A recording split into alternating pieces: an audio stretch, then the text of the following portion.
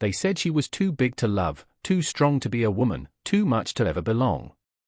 But on a scorching Wyoming afternoon in 1883, when Clara May Thompson stood on that auction block, sold by her own blood for a bag of flour, one man saw something different. Arthur Cole didn't see a burden. He saw a woman worth fighting for. This is their story. The sun hammered down on Redemption Gulch, Wyoming, with a merciless heat that made the air shimmer and dance above the dirt roads. It was the summer of 1883, and the town square had transformed into a marketplace of flesh and desperation. Clara May Thompson stood on the auction block, her wrists bound loosely with rough hemp rope, not because she was dangerous, but because tradition demanded it.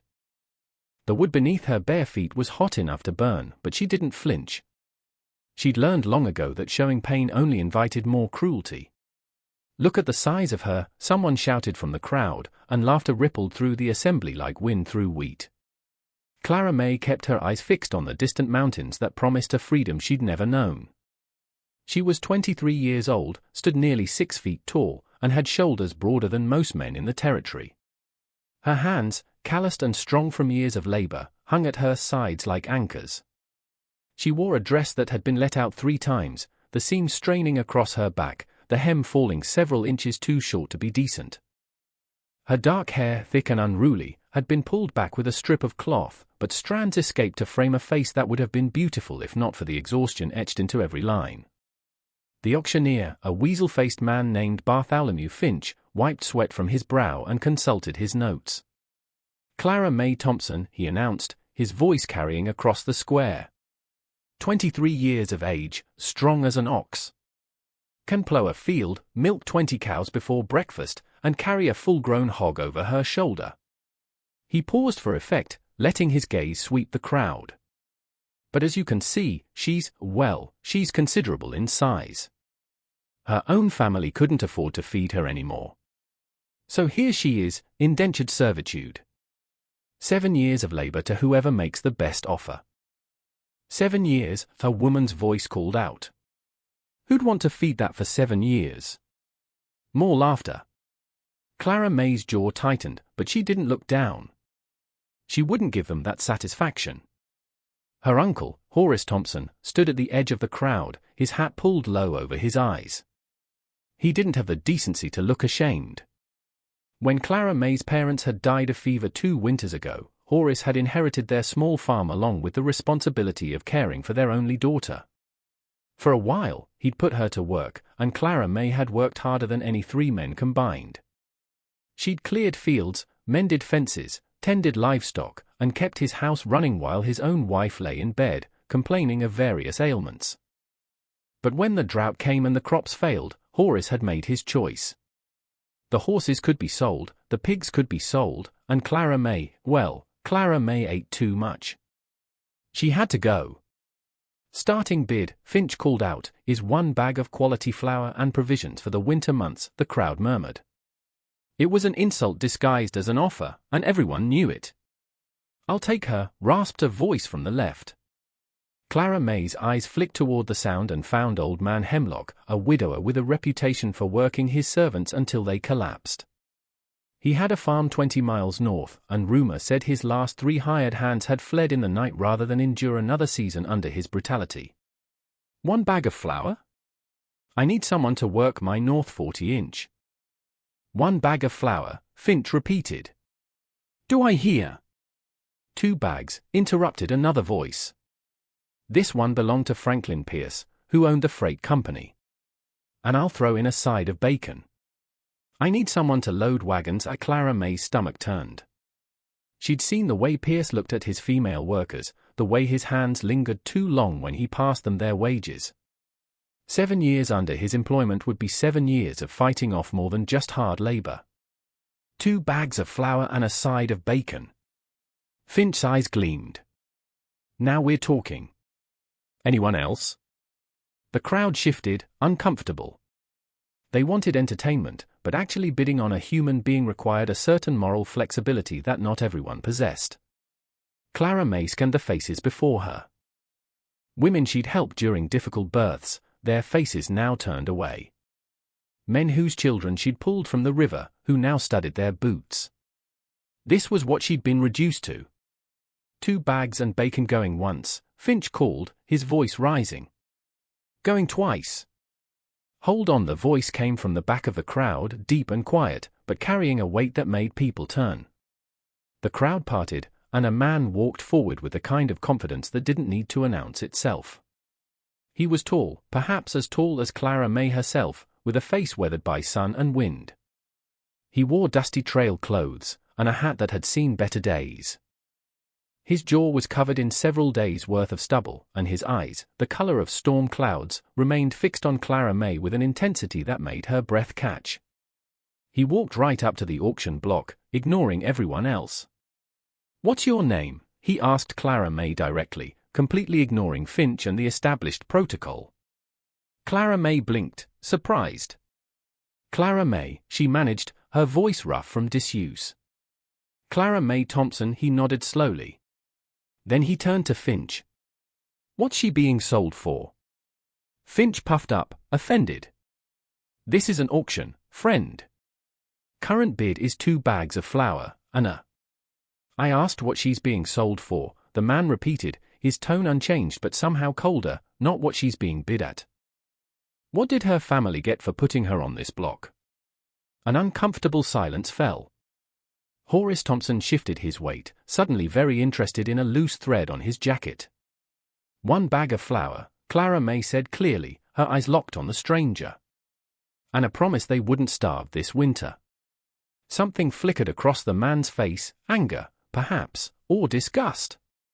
He reached into his pocket and pulled out a leather pouch. Without counting, he tossed it to Finch. "That's 3 months' wages," the stranger said. "More than enough to cover whatever debts you think she owes." He turned back to Clara May, and for the first time, she saw something in his expression she'd almost forgotten existed: respect. "I'm Arthur Cole. I have a ranch about 30 miles west of here. I need help, and I pay fair, but I'm not buying you like livestock. If you come with me, it's because you choose to. And if you choose to leave at any point, I'll bring you to whatever town you want and give you enough money for a fresh start." Clara May stared at him, searching for the trap. There was always a trap. "Why?" she asked bluntly. "Why me?" Arthur Cole didn't smile, but something softened around his eyes. "Because everyone else here is looking at you like you're too much. Too big, too strong, too something." He paused, letting his gaze sweep over the crowd. "I lost my wife and daughter 3 years ago. Fever took them both in the same week. Been running that ranch alone ever since, and it's breaking me down. I need someone strong enough to handle the work. Someone who won't give up when things get hard. Someone who knows what it means to survive." He looked back at Clara May, and this time she saw the loneliness that mirrored her own. "You look like a survivor to me." The words hit Clara May like a physical blow. Not because they were cruel, but because no one had ever acknowledged the truth of her endurance before. "What about the 7 years?" she asked, her voice a whisper. "There are no 7 years," Arthur said firmly. "You work for me. I pay you fair wages. You save up enough to leave, you leave. The choice is always yours." He held out his hand to her. "So, what do you say, Clara May Thompson? You want to come work for a lonely rancher who treats his help like human beings?" She'd spent her life being told she was too much. But Arthur Cole was looking at her like she was exactly what he needed, like her size was an asset, not a flaw. She reached out and placed her calloused hand in his, and his fingers closed around hers with a firm, warm grip. "I'll work for you," she said, "for fair wages and the right to leave when I choose." "Deal," Arthur said simply. He turned to Finch and gestured at Clara May's bound wrists. "Cut her loose." "Now hold on a minute," Finch sputtered. "There are procedures." "Cut her loose," Arthur repeated, his voice dropping into a register that was not a request. "Or I'll do it myself and send you the bill for my time." Finch's hand shook as he fumbled with a knife, finally severing the rope. The hemp fell away, and Clara May rubbed her wrists. Arthur stepped up onto the block beside her, and in one smooth motion, he swept Clara May up into his arms. The crowd gasped. Clara May gasped, too, instinctively grabbing onto his shoulders. No one had picked her up since she was a child. The sheer impossibility of it made her dizzy. Arthur adjusted his grip, settling her weight against his chest as if she weighed no more than a sack of grain. He looked down at her, and for the first time, the corner of his mouth twitched into something that might have been a smile. "You're perfect for me," he said, loud enough for the entire square to hear. Then he turned and walked through the stunned crowd, carrying Clara May away from the auction block, away from her uncle's shame, away from the mockery and humiliation. "You can put me down," she said after a moment. "I can walk." "I know you can," Arthur replied, not breaking stride. "But these people need to see something different. Let them see that someone values you. Let them remember this moment the next time they think about treating another person like livestock." Grace fell silent, letting herself be carried. People stopped to stare. Men muttered among themselves, and Clara May, for the first time in as long as she could remember, felt safe. Arthur carried her all the way to the edge of town, where a sturdy wagon waited, hitched to two well-cared-for draft horses. Only when they reached the wagon did he carefully set her down. "Thank you," Clara May said, the words feeling inadequate. Arthur nodded, then gestured to the wagon bed. "There's a canteen of water and some bread and cheese under the seat. Help yourself." It's a 4-hour drive to the ranch. As they rode out of town, they traveled in silence for the first hour, the only sounds the creak of the wagon and the clopping of hooves. Clara May ate the bread and cheese, savoring every bite. It was better food than she'd had in months. "Your ranch," she finally said. "What kind of operation is it?" "Cattle mostly," Arthur replied, his eyes on the road. "Some horses. I've got about 200 head right now, down from 500 before," he trailed off, and Clara May understood. Before his wife and daughter died. Before he had to run everything alone. 200 head is a lot for one person, she observed. "It is," Arthur agreed. "I'm one bad winter away from losing everything. I'm not going to lie to you, Clara May. The work is hard. Dawn to dusk most days." "Then why offer me fair wages?" she asked. "Why not take advantage of the indenture?" Arthur's jaw tightened. "Because I've seen what desperation does to people's morality. My father taught me that how you treat people when you have power over them defines who you are. I'm not going to become the kind of man who owns another person, regardless of what the law says." They rode on, the landscape gradually shifting to rolling prairie. As the sun began its descent, Arthur pointed ahead. "There. That's home." Clara May saw a cluster of buildings nestled in a shallow valley. A house, a barn, several corrals. It was modest, but it looked solid, a place built with care and meant to last. When they rolled into the ranch yard, she saw that while the fences needed mending and the barn door hung at a slight angle, the place had good bones. Arthur helped her down from the wagon. "Bunkhouse is over there," he said, "but I figure you might prefer the spare room in the house. Used to be, well, it's got a bed and a washstand. Window faces east. The door has a lock on the inside." The last detail was not lost on Clara May. He was making sure she knew she'd have privacy and security. The house was simple but clean, showing signs of bachelor living. He led her to a room at the end of the hall. It was small but adequate. "I'll let you get settled," Arthur said, suddenly awkward. "I'll get some supper started." After he left, Clara May closed the door and sat on the edge of the bed. This morning, she'd woken knowing she'd be sold before sunset. She'd prepared herself for cruelty and humiliation. Instead, she'd been carried away by a stranger who treated her with more dignity in one afternoon than her own family had shown in years. A stranger who'd looked at her and seen value instead of burden. Clara May lay back on the bare mattress, feeling tears of relief prick at her eyes. She heard Arthur moving around outside, the sounds of the ranch coming alive. This was her home now, at least for a while. Clara May sat up, brushed the tears away, and began making her bed. The linens were worn but clean, and they smelled of soap and sunshine. When Clara May emerged from her room an hour later, she found Arthur in the kitchen. The table was set for two, and the smell of frying bacon and eggs filled the small house. "Hope you're hungry," he said without turning. "I'm not much of a cook, but I can manage breakfast foods any time of day." "I'm always hungry," Clara May admitted, bracing for a comment about her appetite. But instead, he just nodded. "Good.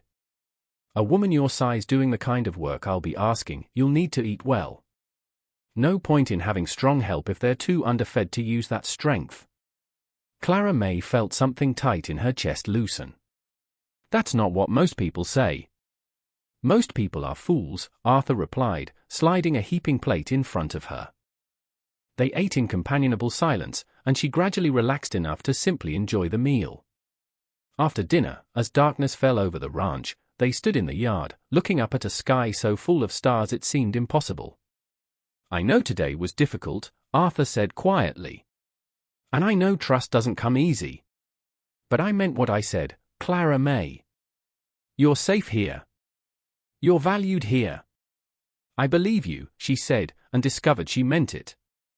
As Clara May made her way back to her room, she passed a small table in the hallway that held a framed photograph. A woman with kind eyes and a gentle smile sat holding a little girl. Behind them stood a younger version of Arthur, his face open and happy. She understood then that Arthur Cole was as much a survivor as she was. Maybe that's why he'd chosen her, not despite her brokenness, but because he recognized it in himself. She locked the door, not because she didn't trust him, but because having the power to do so was a luxury she'd almost forgotten. As sleep finally claimed her, Clara May's last conscious thought was simple but profound: "I'm going to make this work." The days that followed fell into a grueling but satisfying rhythm. Clara May rose with the sun, worked alongside Arthur until her body screamed for rest, ate meals that filled her stomach, and fell into bed exhausted. The work was endless, but every evening she could see the ranch coming back to life. A month into her employment, the first test of their partnership came in the form of Montgomery Blackwood. Clara May was in the barn when three men rode into the yard. The leader was well-dressed, with a meanness around his eyes and mouth. Arthur emerged from the house, his entire body tense. "Blackwood," Arthur said flatly. "Cole," the man replied, dismounting. "Heard you finally broke down and hired help.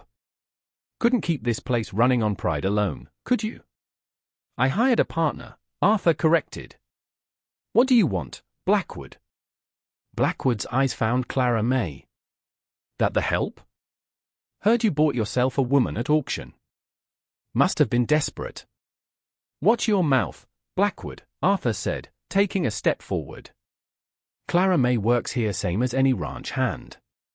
She's not your business." "Everything in this valley is my business," Blackwood replied smoothly. "I own most of it, including the water rights to that creek of yours. According to the county records, your renewal was due last month. Without it, you're using water you have no legal right to. That's theft, Cole. You could lose your whole operation." Clara May watched Arthur's face drain of color. Without water, the ranch was worthless. "The renewal office never sent notice," Arthur said, but his voice lacked conviction. "Not my problem," Blackwood replied with false sympathy. "But I'm a reasonable man.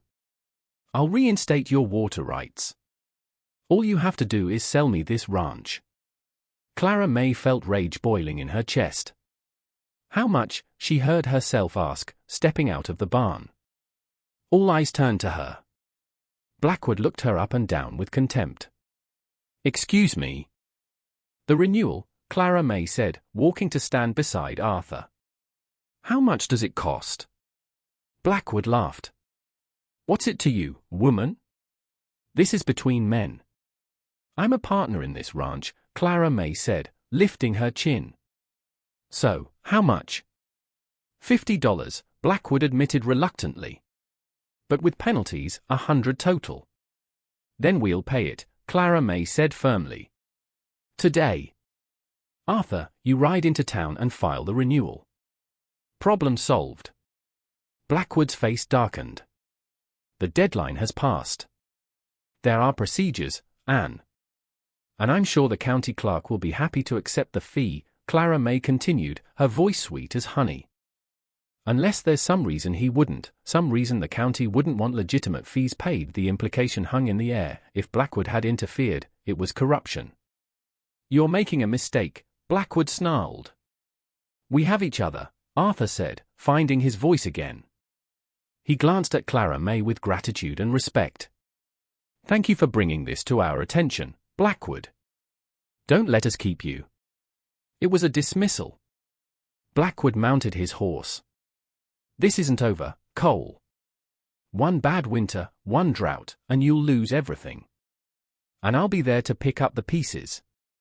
Then I guess we'd better not have any bad luck, Clara May said calmly. After they rode off, Arthur turned to her, his expression a mix of shock and awe. Where did you learn to face down a man like that? My uncle owed money to half the territory, Clara May shrugged. I got used to standing between him and the consequences. Her expression sobered. But I don't have $100. I've got maybe 60 saved for supplies. I have it, Clara May interrupted. My wages from this month, plus what I've saved. It's exactly 100 inch. Clara May, no. That's your money, your future. I can't ask you to. You're not asking, she said firmly. I'm offering. We're partners, remember? If this ranch fails, I lose, too. Arthur looked at her for a long moment, struggling with his pride. Finally, he nodded. Then we ride into town together. Partners don't leave each other to handle the hard parts alone.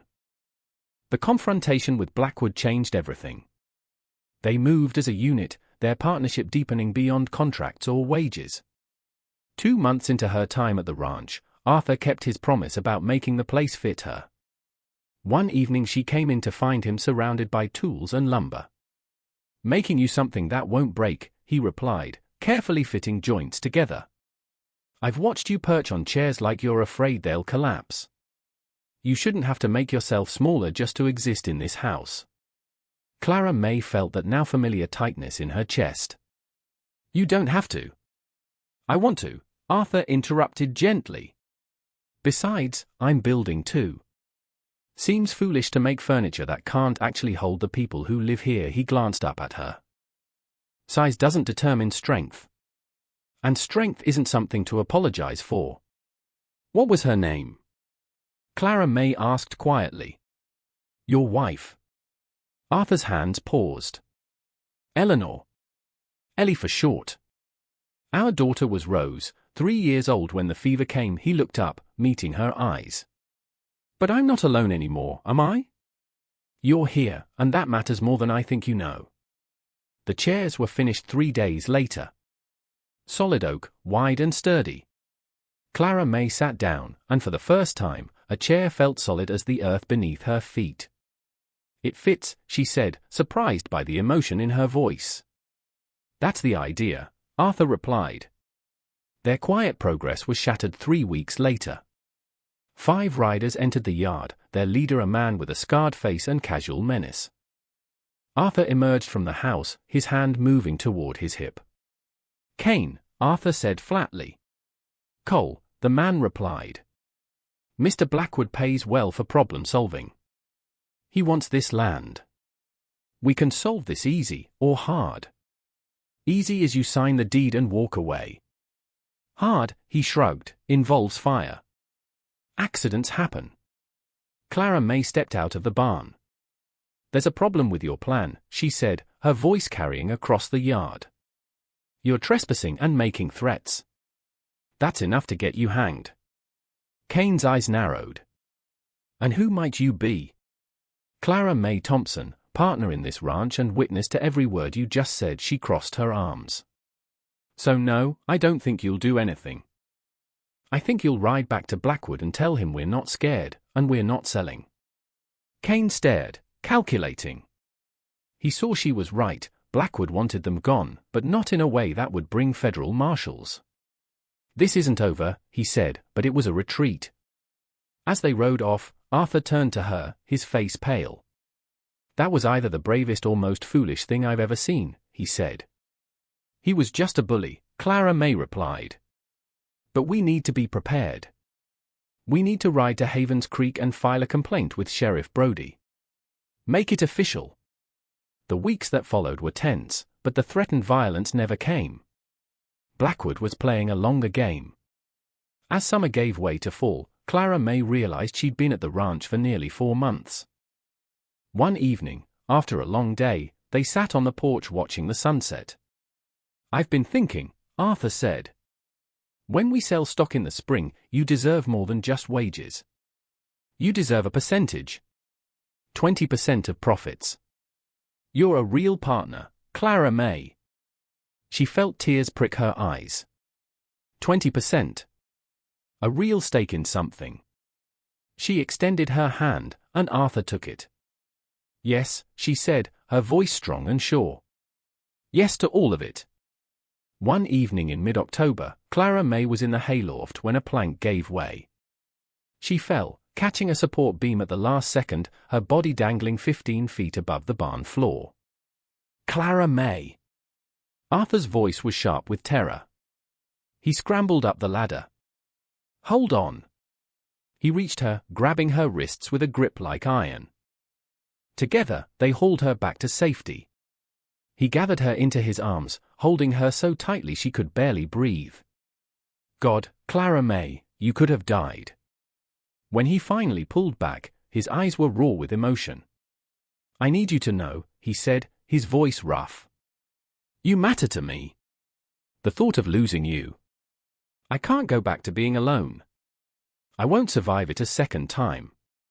You're important to me, too," she said quietly. He leaned forward slowly, giving her every chance to pull away. She didn't. His lips touched hers, a gentle question. She answered by kissing him back with a hunger she hadn't known she possessed. When they finally broke apart, he rested his forehead against hers. "I'm not going to apologize for that," he said. "Don't," she replied. It was the beginning of something she'd never thought she'd have. That night, after a tense standoff with more of Blackwood's men where Clara May held them at bay with a pitchfork until Arthur arrived with Sheriff Brody, the fragile peace was shattered for good.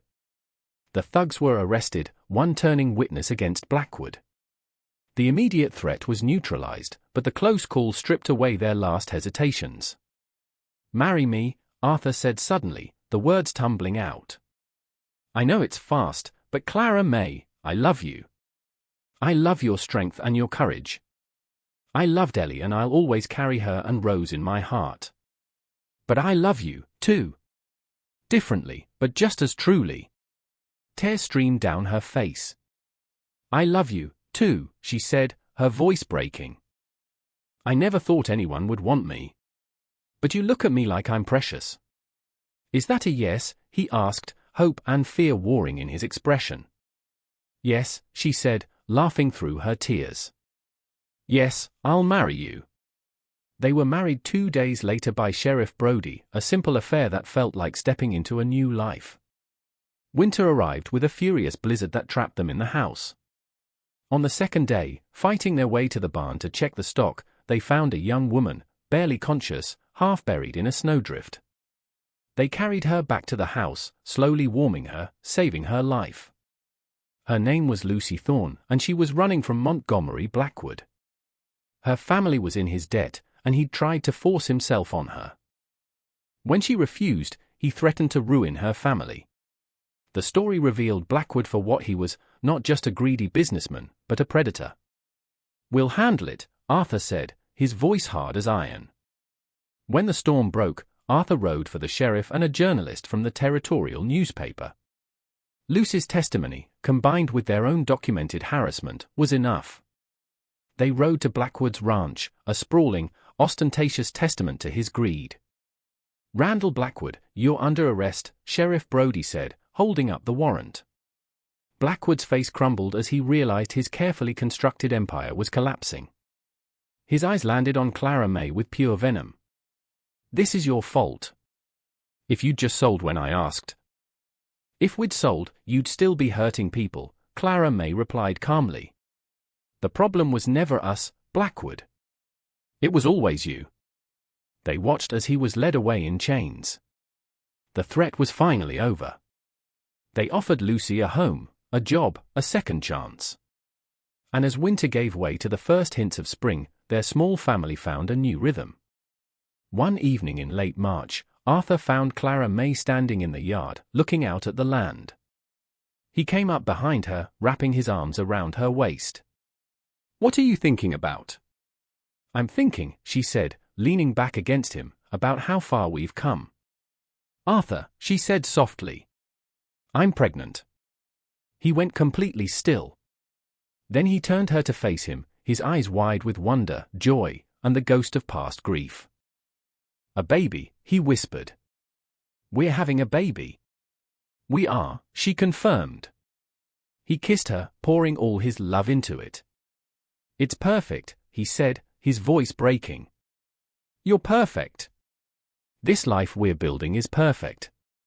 The harvest festival that September was the biggest the territory had seen. Clara May, heavily pregnant, found herself celebrated.